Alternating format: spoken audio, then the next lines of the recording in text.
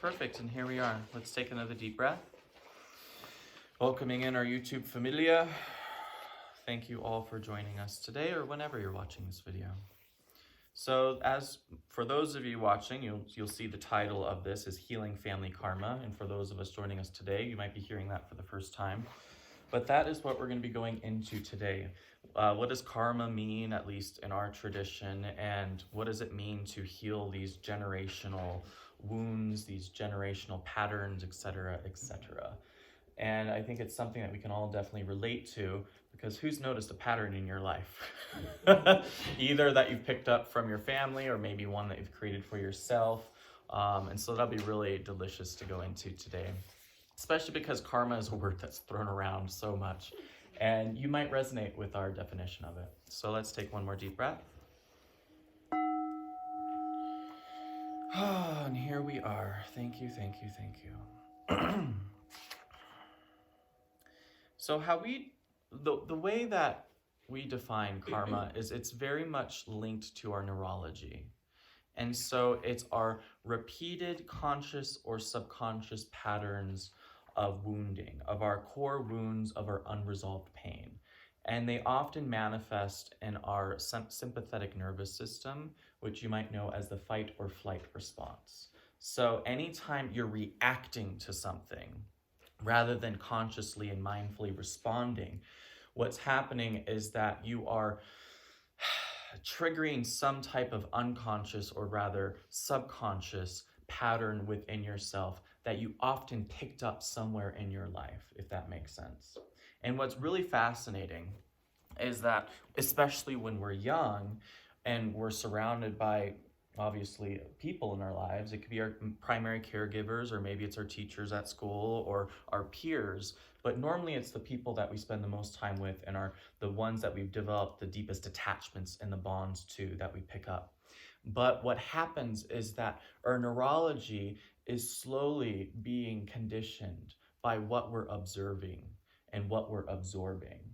And so what I wrote down here is early in life we absorb and we learn to cope with external and internal stressors. Our neurology is molded and we eventually begin responding or reacting to life similarly. And yes, that's one of the fill in the blanks. Early in life we absorb and we learn to cope. Absorb and learn to cope.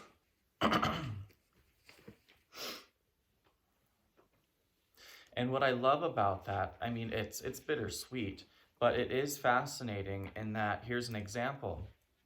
If our parents were afraid of vulnerability, it gets coded as something threatening to avoid within ourselves. Not always, but for most of us, depending on how we were raised and what different environment and conditionings, how we're programmed, how we're coded, you're going to notice that you're going to have some of these same tendencies, especially when it's linked to stress, especially when it's linked to the things that push your buttons, make you uncomfortable. You're going to fall back on the previous coding that arose. And so that's what I love with parents. And I often say this, well, I don't often say this, but it's come up many times in the past. But always be mindful of how you're handling your stress around youth, because I remember as a kid, I was very, very mindful. I was always observing everything and everyone. And it was just so interesting how I would observe my peers, observe the adults, and then it's almost like they tuned in the most when an adult was handling a crisis, whether an emotional breakdown or something stressful or something that made them angry. And so they're paying attention to how the adult was reacting or responding. And then in the same measure, when that little person went through, I like saying little, kids are not just kids, they're little people. We have to treat them as such because they're going to grow up into people with the same tendencies. And so when they then later on, maybe a week later, are dealt with the same type of anger, you're going to notice, are they going to be physically violent there? Are they going to lash out with their words? Are they going to say the same word that the parent used or that the teacher used? Like, fuck it. These things are learned. And so how are they ingesting this?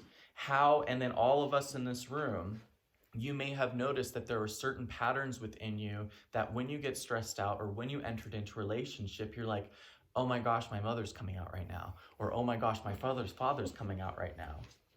And again, none of this is bad or wrong. It's just understanding what's going on in our neurology and how we're coded with this stuff. But don't worry, near the end of this video, I'm going to teach you how to change it. It's not just about teaching you what's happening. It's about teaching and cultivating how to completely flip our life, if we so choose. The top fill in the blank there. So our karma often shows itself in our acute stress responses, parentheses, reactivity, via the sympathetic nervous system, parentheses, fight or flight. That's the other fill in the blank. And for those watching at home, please feel free to join our Dunisha Sanctuary online Facebook group, because I post the PDF of this, and so you're welcome to actually print out or follow along. That way you can fill in the blanks too. And so once again, the example is, if our parents were afraid of vulnerability, it gets coded as something, fill in the blank, threatening to avoid. And then the one underneath that is, if we experienced abuse and love simultaneously from our caregivers, fill in the blank, normalcy gets coded and our tolerance for abuse, fill in the blank, increases. Not necessarily all the time, but this is a common thing that arises. If we experienced abuse and love simultaneously from our caregivers, normalcy gets coded and our tolerance for abuse increases. Because think about it, if you're constantly surrounded by abuse, whether it's verbal, whether it's physical, whether it's emotional, or even spiritual abuse, what's interesting is that eventually it just becomes the common vocabulary. It becomes the common norm. And then when you go into other environments and people aren't speaking that way, you're like, is something wrong with them? You know, it doesn't click. And what was fascinating is I remember as when I was late teens, early 20s, and the first time a man raised his voice to me in anger and called me a rude word, I'm like, that's it. You know, my entire life, I've never been called that by anyone. So why would I stay in this relationship with you if you're being more abusive than anyone I've ever interacted with? But then I had friends that experienced that type of verbal and emotional abuse 10, 20 times worse than that one time I experienced with that individual, and they stayed in it. And I would inquire, I would observe, I'm like, well, why is this? You know, because I got out of Dodge. But what was interesting is for them, it's because it was normal. Their parents spoke to them in that way. And so, of course, they're going to end up being with someone that would speak to them in a similar way. Again, this isn't a blanket generalization, but it is a common thing that occurs because it makes sense. It's how our neurology, how our mental pattern is developed. Does that make sense? And so it's very important for us to be aware that this is happening so that we can then transform it. And that's the purpose of this talk today. Understanding where these karmic patterns, when we constantly find ourselves in abusive situations, when we constantly find that we're putting ourselves last and constantly feeling drained by life, constantly feeling fear, when we're constantly afraid of vulnerability and opening up, insert anything. It could be anger, it could be guilt, it could be shame, whatever it is, you're going to notice that it links back to a belief system, and it links back to the neurology of your fight or flight response. Because here's the catcher. When you're triggered by life, that's the moment to lean in and get curious about it. And that's how we change it. But what happens when we're triggered, normally the fight or flight comes in where we get aggressive with it and try to shut that shit down, or we run away. Does that make sense? And sometimes there's also, now people are saying fight, flight, freeze. There's the third one now where we're just like, oh God, like we don't know what to do with it, and then we just shut down. And so that also happens as well. But again, meditation practice, mindfulness practice, living peace practice, a lot of Buddhist practices, a lot of spiritual practices in different faiths, they teach different mechanisms so that we can lean in and get curious about it. And in living peace, we like to use the word gentle curiosity. Gentle curiosity. So let's start now going into, let's see real quick. Let's go into the how to change it now. First things first, what I love about humanity is that so many of us, and this is a key word in my book, Living Peace, We develop a negative self-certainty. We develop a negative self-certainty about ourselves, about other people, about the world, about nations, about groups of people, about groups of faith, whatever it is, but we develop a negative self-certainty, and that really is quite damaging. But let's more focus about when it's revolving around ourselves, because when you have a negative self-certainty, it definitely turns into a karmic pattern of repeating itself again and again and again. And then what happens psychologically is you justify it. You're just like, well, it happened again, so here it is, you know. See, it's proof that it's proof that this thing about me is not good enough, or that life is shit, or fill in the blank, whatever you want to call it. Does that make sense? So you develop a repeated self-reinforcing pattern, because where your attention goes, energy flows, energy grows, life grows. So if you're always dialed into that same channel of country music or hip hop or whatever you like to listen to, rock, 80s, whatever you're dialed into, that's what you're going to constantly hear. And so I like this quote right here. Stop pretending shit is the totality of your experience when it's clearly not. You know, stop pretending that this one thing, this one area is the totality, the entirety of your life, when that's all you constantly dialing into on a daily basis. Who's had some abusive situation that you feel has defined your life? Is that a question, or are you just saying amen? Right? And so it's interesting, isn't it, that we pick these one things that have happened to us, and then we relive it again and again and again, and it's almost like it colors and it blankets life. But really all we're doing is pretending that that is all that it is. But it's clearly not, because guess what? Then this moment happens, and then this moment happens, and then this moment happens, and then this moment happens, and then this moment happens. And all these beautiful moments can keep coming our way. But if we're so tuned into the negative self-certainty, we're not able to see it, because we're coloring it, we're biasing it. Fascinating, huh? Let's take a deep breath. So let's say that one more time. I love that. Stop pretending the shit is the totality of your experience. I love that. Okay, so let's now go into the practice, the file exchange. And this is one that some of you've heard many times before, because it's the first practice in my book. But nonetheless, it's important to revisit again and again and again and again and again, because it is the first practice. So the file exchange, we'll go ahead and fill in the blanks, is thoughts equals files.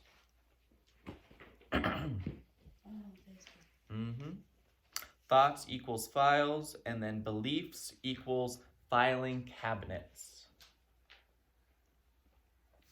Thoughts equal files, and beliefs equal filing cabinets. And I see that there's another fill in the blank above that. Our behavior is dramatically impacted by our subconscious mind. Our behavior is dramatically impacted by our subconscious mind. Can't tell you how many times I work with folks who are just like, I don't know why I do what I do, right? Who's felt that way before? Where you're just like, I don't know why I do what I do. Well, it's because it's buried in the subconscious mind, and you have all this neurological coding of fight or flight and how you're handling stress and yada, yada, yada. And that's why we meditate. That's why we do introspection. That's why when we feel triggered, that's the most delicious, joyous times. Because if we could take a breath and take a step back and say, holy shit, what's going on here? Let's observe the situation. How do I normally react to the situation? And how do I want to start reacting to the situation? That's where things start to get really cool, and you could start changing things up. But let's go back to the file exchange. So now I'll just speak fluidly. So we all have this mind that is, I like to imagine it like a library, right? Our conscious mind is the library doors. Our subconscious mind is the entire library filled with all these books, all these magazines, all these files and these cabinets of every thought we've thunk, every experience we've had, every emotion we felt, every perception that we've had, et cetera, et cetera, et cetera. And we just store them away. And every time we have a thought, it goes into, it's like this little file, this little book that then gets sorted away into its associated filing cabinet. And so if all you think about is low self-esteem thoughts, you're going to have all these cabinets with low self-esteem labeled on them. So the filing system, the file exchange, is learning that these cabinets exist in your subconscious mind. And every time that you have, we'll just continue with this example, every time we have that low self-esteem thought that pops back up, that belittling thought that you think about yourself, you're gonna say, oh, there it is. I'm gonna alt delete this, I'm gonna burn this sucker, throw it in the trash, and replace it with something that's a bit softer. It doesn't have to be like self-hate to self-love all in one swoop, but it can literally even just be a neutral self-awareness rather than a negative self-awareness, because a lot of people try to jump from A to Z, and it doesn't always work that quickly. But just saying, like, instead of saying, I hate myself every day, I'm not advocating like a lot of self-help books that would say I love myself every day. That's not what I'm saying, because that's you're still in that pendulum swing of that duality. I hate myself, I love myself. I hate myself, I love myself. And then you look in the mirror and you say I love myself, and you're just like, fuck that, you know? Doesn't. But here's the catcher of living peace and Dunisha and Zen. What you can say is, it's okay that I don't like myself today. You see the softness there? You're still acknowledging how you're feeling, but you're not claiming it as this huge identity. I hate myself. Feel the energy there? But you can actually start to say, you know, today it's okay that I don't particularly like myself. Already that's a little bit softer, and it's easier for the ego and the subconscious mind to swallow because you're still acknowledging a truth. And then you can maybe take it another step forward by saying, you know, today I really don't feel that great about myself, but I'm gonna still take a step that treats my body well, or that treats my mind well. You see what we're doing here? We're taking these small little morsels and we're filing new thoughts away. And what I love about what we teach here is we teach radical acceptance, where whatever you're feeling, wherever you're at, radically accept it. Don't push it away, but you're also not claiming it. You're not validating it. You're just saying that this is what it is in this moment, and that's okay. Because when you try to push it, you're adding aggressive energy to it, and you're actually feeding it. Fascinating stuff, isn't it? So in this moment, I recognize that I'm having some really not great thoughts about myself, and I'm going to accept that I'm not having all those great thoughts about myself, but still, here's the catcher, I'm going to take a step forward in the direction of peace nonetheless. Isn't that beautiful? Isn't that juicy? Isn't that delicious? So let's take a deep breath in. So going back to it, we recognize that we have these subconscious filing cabinets, and we recognize that we can start to become the librarian, the bookkeeper, the gatekeeper of what files are actually going into your subconscious mind on a daily basis. What are you, now that you're aware, now that you're conscious of it, what are you allowing to go in there? And are you on a daily basis sorting out the outdated files that no longer serve you? And if you continue to do this repeatedly, again and again and again and again, thousands of times, eventually that filing cabinet is not going to have low self-esteem on it anymore. Maybe it'll be high self-esteem. Or maybe it'll be self-esteem ain't no big issue. Just because, like, for me, I don't think, I don't look in the mirror and be like, I love you today, Alaric. That's not my thing. When I look in the mirror, I just see neutrality. I don't have an opinion about myself because I don't need to have an opinion about myself because I'm just at peace with what is. So maybe you're not even going to have a filing cabinet with self-esteem at all anymore because it's a non-issue. Isn't that juicy? Isn't that delicious? Pretty cool. Let's take a breath. So last thing I'm going to talk about is mind-body synchronicity. And that's when when our mind and body are linked up in such a way that we are fully aware of our actions, we're aware of the words we're saying, we're aware of our thoughts. So when you're meditating, what eventually happens is there is a mind-body synchronicity that occurs. And that's what allows us to do the file exchange, right? So really, it's just when we have the mind-body synchronicity and we're in full awareness, that's what heals the karma. That's ultimately what heals the karma, because you're taking control, or control is a harsh word. You're taking agency over what's in your subconscious mind. But here's the catcher too. When you don't have mind-body synchronicity, you're probably creating more karma for yourself. Because think of a time when you've lost your balance and you've hurt someone with your words. You just laid a new stone, a new brick on a house of new karma that you might be building. And every time you react in that same way, another brick, another brick, another brick. I remember different times in my life, normally it was with romantic relationships, where I would just lose my shit. I would just get a little I'd get a little crazy. And because I would use love as a justification for my lack of peace, and that's not healthy. And I'm just like, a month ago, I was so aligned, but all of a sudden, my mind is over here, my body's over here, they're not lining up. And what the hell what's coming out of my mouth? That's not me, that's not my greater awareness. But what I recognize is that I started creating patterns. And then it manifested in my next relationship, and then it manifested in my next relationship. That didn't come from my family.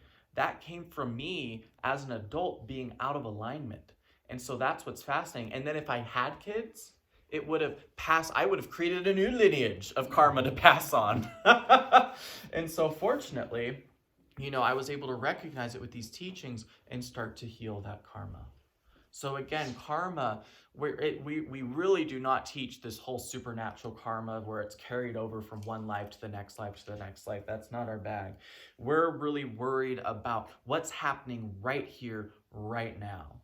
And a lot of people say, well, I'm this way because of the karma from a past life, and I had this reading and it showed me all these things. And if that resonates and makes sense to you, that's okay. But every single person I've ever worked with, in my thousands of hours I've worked one-on-one with individuals and in group settings, if they share me what's going on in their life, I can always help pinpoint where it actually came from in their psychology. And so on a psychology note, it always makes sense.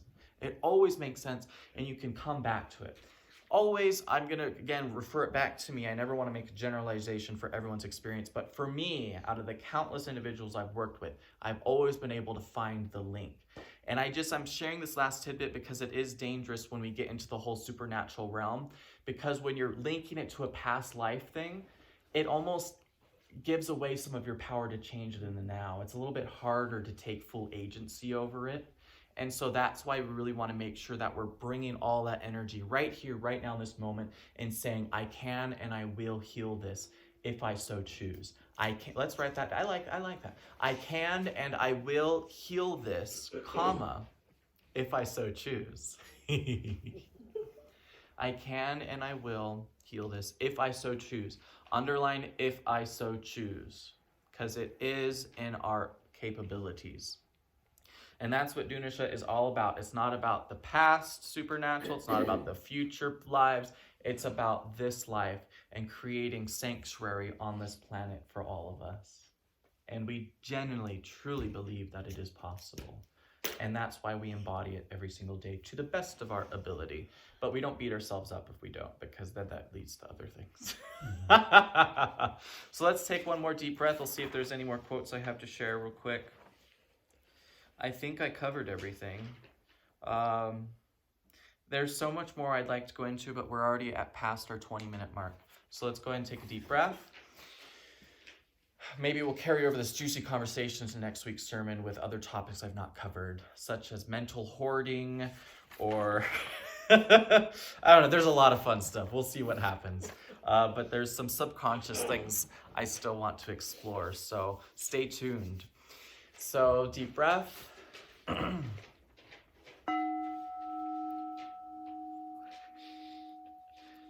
Thank you again for joining us. Links are down below for anyone who'd like to become a patron, or if you want to donate through PayPal. Your donations let us know that you appreciate these videos and that you want to help support our growing community and our growing network of eventually teachers and future books and all that jazz. And so what's cool about Patreon is that you can actually sign up for any amount, even just $3 a month, on a reoccurring thing, and it adds you to our patron page. And so that's pretty cool. So feel free to look down below. As always, thank you. See you next week. Mwah.